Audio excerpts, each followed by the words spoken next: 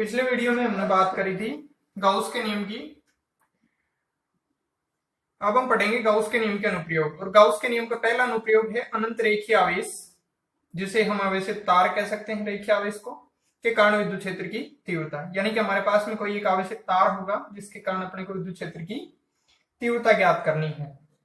तो यह अनुप्रयोग यानी कि अनंत रेखीय आवेश के कारण विद्युत क्षेत्र की तीव्रता का मान निकालने से पहले अपन एक डेफिनेशन पढ़ते हैं, गाउसियन पृष्ठ। देखो गाउसियन पृष्ठ क्या होता है। हमारे पास कोई भी आवेश वितरण होता है, उसके चारों ओर, जैसे कोई भी आवेश वितरण है, इसके चारों ओर हम एक ऐसे पृष्ठ की कल्पना करते हैं। किसी भी आवेश वितरण के चारों ओर हम एक ऐसे पृष्ठ की कल्पना करते हैं, बंद पृष्ठ की, जिसके प्रत्येक बिंदु पर विद्युत क्षेत्र की तीव्रता क्या होती है, एक समान होती है। तो उस पृष्ठ को ही हम क्या कहते हैं, गाउसियन पृष्ठ। अच्छा, इस गाउसियन पृष्ठ की हमें जरूरत कहां पड़ेगी, क्योंकि हमने गाउस का नियम पढ़ा था।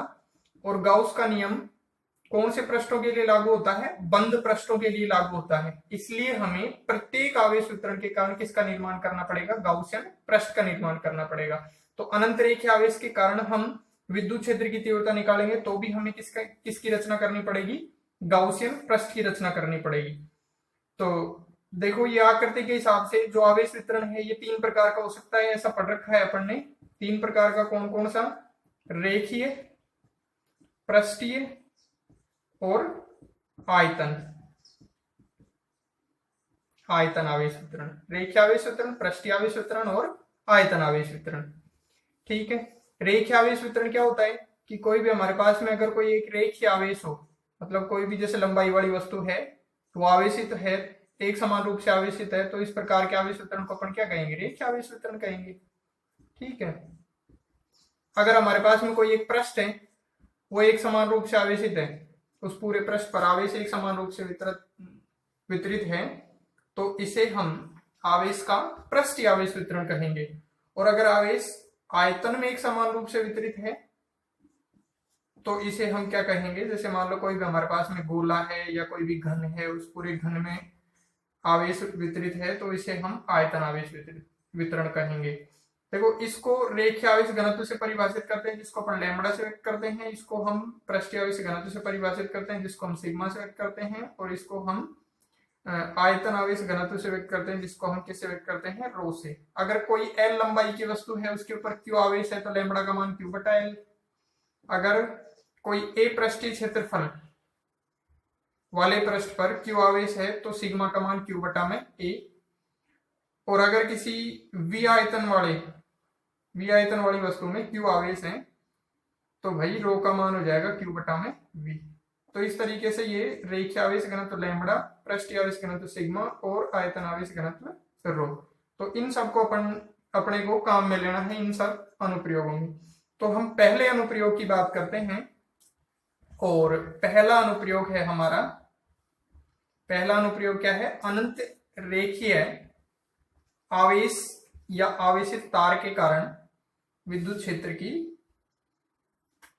तीव्रता। अनंत रेखीय आवेश या आवेशित तार के कारण विद्युत क्षेत्र की तीव्रता। तो मान लेते हैं हमारे पास में कोई एक आवेश है और ये आवेश कैसा है, अनंत लंबाई का, और इस पर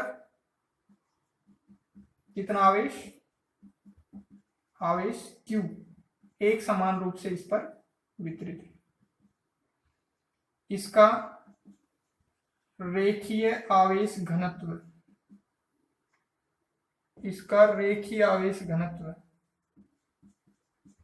कितना है, मान लिया लैम्बडा है। ठीक है, क्यों इसका आवेश है, रेखीय आवेश घनत्व कितना है, लैम्बडा है। इससे आर दूरी पर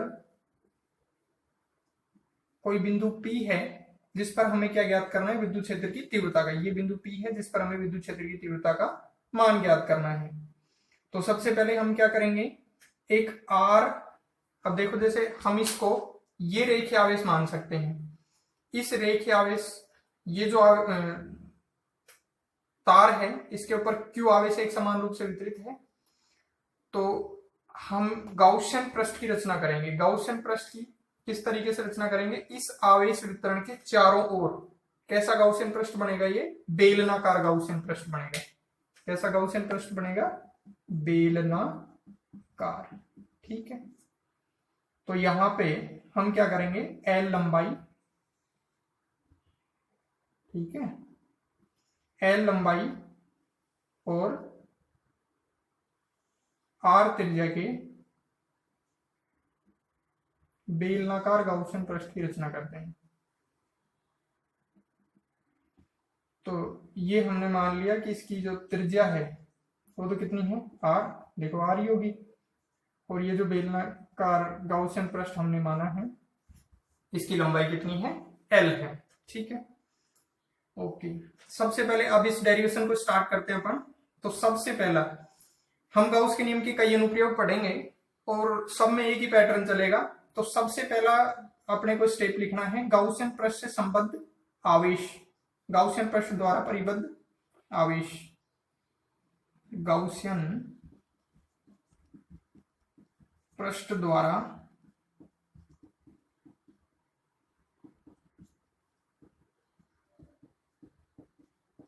परिबद्ध आवेश। देखो मान लेते हैं समेशन Q, या फिर हमने Q माना है आवेश। ठीक है, तो समेशन Q का मान कितना हो जाएगा?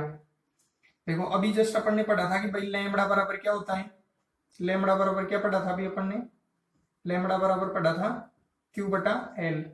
देखो अगर आवेश Q हो L लंबाई पर, तो लैम्बडा का मान Q बटा L होता है। यहां से अगर अपन Q का मान निकाले तो Q का मान क्या हो जाएगा? Lambda into L। तो कितना हो जाएगा? Lambda into L। इसको दे दिया हमने इक्वेशन नंबर 1,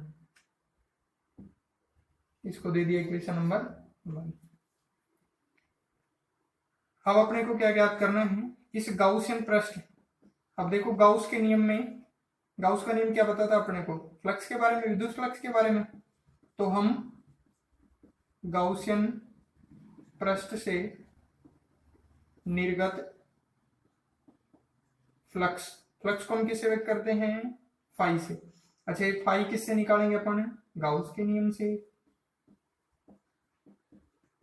गाउस के नियम से।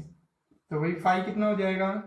अच्छा, फाई की वैल्यू अपन ने स्टार्टिंग में विद्युत फ्लक्स के बारे में पढ़ा था। तो विद्युत फ्लक्स फाई क्या होता है? ई डॉट ds। ठीक है, बंद पृष्ठ के लिए।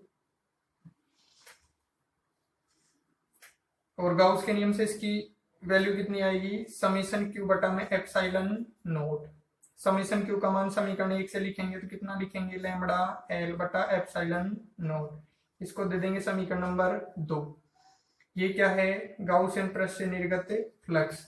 अब देखो ये बेलनाकार, इस पेन को अपन बेलनाकार मान सकते हैं। तो इसके कितने? इस पूरे पृष्ठ से 3, ये जो संपूर्ण बेलनाकार गाउसियन पृष्ठ है इसको अपन 3 भागों में बांट सकते हैं। एक तो इसका वक्र पृष्ठ, एक इसका ये वाला पृष्ठ, और एक इसका ये वाला पृष्ठ। ठीक है, तो इसको अपन 3 भागों में बांटेंगे और इस चित्र में भी थोड़ा करेक्शन करेंगे। तो देखो इसको जैसे मान लिया पृष्ठ S1, इसको मान लिया पृष्ठ S2 और इसको मान लिया पृष्ठ S3। नीचे वाले को सॉरी S3, इसको S2 और इसको S1। ठीक है, अब हम बात करें यहां पे। देखो P बिंदु पर अपन एक ds अल्पांश की कल्पना करते हैं। तो P बिंदु पर अगर विद्युत क्षेत्र की तीव्रता की बात करें, ये P बिंदु पर अगर विद्युत क्षेत्र की तीव्रता की बात करें, तो इस बिंदु पर विद्युत क्षेत्र की तीव्रता की डायरेक्शन E वेक्टर इस तरफ हो जाएगी। और ds वेक्टर की बात करें तो यहां पे कोई अल्पांश क्षेत्रफल लेंगे तो इसका क्षेत्रफल सदिश इस तरफ, तो ये ds वेक्टर। ठीक है, अच्छा E वेक्टर और ds वेक्टर दोनों एक ही डायरेक्शन में मिल रहे, तो थीटा कितना है भाई? 0 डिग्री। ठीक है, यहां पे अपन देखें तो यहां पे अपन ने कोई एक ds अल्पांश क्षेत्रफल लिया। अच्छा, यहाँ पे ds अल्पांश क्षेत्रफल लेंगे तो क्षेत्रफल सदिश की डायरेक्शन ऊपर की ओर, विद्युत क्षेत्र की दिशा इस तरीके से। तो ये E वेक्टर की डायरेक्शन और ये ds वेक्टर की डायरेक्शन। ऐसे ही यहाँ पे अपन कोई एक पृष्ठ लें, तो नीचे अगर पृष्ठ लेंगे तो इसका क्षेत्रफल सदिश नीचे की और विद्युत क्षेत्र की दिशा ये, तो ये तो हो गया ds वेक्टर और ये हो गया ई वेक्टर। इधर थीटा कितना 90, इधर थीटा कितना 90, ठीक है। अब हम इसको कितने भागों में व्यक्त करेंगे, 3 भागों में व्यक्त करेंगे। तो लिखते हैं इसको phi is equal to S1 E dot ds E dot ds E dot, ठीक है। और इसका मान कितना हो जाएगा lambda L upon epsilon naught. अब देखो S1 पृष्ठ के लिए, इसके लिए थीटा कितना है 90, देखो S1 पृष्ठ के लिए थीटा 90, S2 पृष्ठ के लिए थीटा कितना है 0 डिग्री, S3 पृष्ठ के लिए थीटा कितना है 90 डिग्री। इसको खोलते हैं तो क्या आता है, इन सबको खोलेंगे तो EDS कोस थीटा, यहाँ पे थीटा 90 रखेंगे तो ये कितना हो जाएगा, ये वाला पद कितना हो जाएगा 0, ये वाला पद भी कितना हो जाएगा 0, क्योंकि कोस 90 की वैल्यू कितनी होती है 1, वो सॉरी 0, ठीक है। और हमारे पास में केवल ये पृष्ठ बचेगा, ये वाला पृष्ठ, और ये पृष्ठ कौन सा है भाई, वक्र पृष्ठ है कि नहीं है। S2 पृष्ठ कौन सा मान रखा है, वक्र पृष्ठ, तो फाई हमारे पास में आएगा S2 E ds कोस 0 डिग्री लैम्बडा L बटा में एप्सिलॉन नॉट। कोस 0 की वैल्यू होती है, कोस 0 की वैल्यू 1, यहाँ पे फाई इज इक्वल टू ई को अपन ले लेंगे बाहर और ds S2 पृष्ठ के लिए लैम्बडा L बटा में एप्सिलॉन नॉट, ठीक है। अब देखो ये जो हमारे पास में है S2 पृष्ठ के लिए ds, यानी कि हमने ये जो ds अल्पांश S2 पृष्ठ पर लिया है, जब अपन इसका इंटीग्रेशन कर देंगे तो इस पूरे S2 पृष्ठ का क्या आएगा, क्षेत्रफल आएगा। इस पूरे S2 पृष्ठ का क्षेत्रफल कितना आएगा भाई, बेलन के वक्र पृष्ठ का क्षेत्रफल अपने को पता है कितना होता है 2 पाई RL, और यहाँ पे भी कितना होगा 2 पाई RL, क्योंकि बेलन की त्रिज्या कितनी है R, और बेलन की लंबाई, ये बेलनाकार जो गाउसियन पृष्ठ है इसकी लंबाई कितनी ली है अपन ने कैपिटल L, तो इसका मान कितना हो जाएगा 2 पाई RL। ये मान इस समीकरण में रखेंगे तो फाई इज इक्वल टू कितना आ जाएगा, फाई इज इक्वल टू आ जाएगा E 2 पाई RL, और इसका मान किसके बराबर आएगा भाई, लैम्बडा L बटा में एप्सिलॉन नॉट, L से L कट गया, ठीक है। यहाँ पे E dot 2 pi RL is equal to lambda L upon L से L कैंसिल हो गया, ठीक है। इस 2 पाई R को नीचे भेजोगे तो E का मान कितना आएगा lambda upon 2 pi R epsilon not, ठीक है। इसमें थोड़ा सा करेक्शन करें इस फॉर्मूले में, तो देखो इसको ऐसे लिखा जा सकता है, इसको 2 से ऊपर नीचे गुणा कर दें तो नीचे 1/4 pi epsilon naught 2 lambda upon R, ठीक है। इसी को अपन वेक्टर फॉर्म में लिखना चाहें तो वेक्टर फॉर्म में कैसे लिखेंगे, E vector is equal to 1/4 pi epsilon naught 2 lambda बटा में R, इसको मोड के रूप में लिख देंगे, और R कैप, ये हमारे पास में क्या आ गया, विद्युत क्षेत्र की तीव्रता का मान आ गया।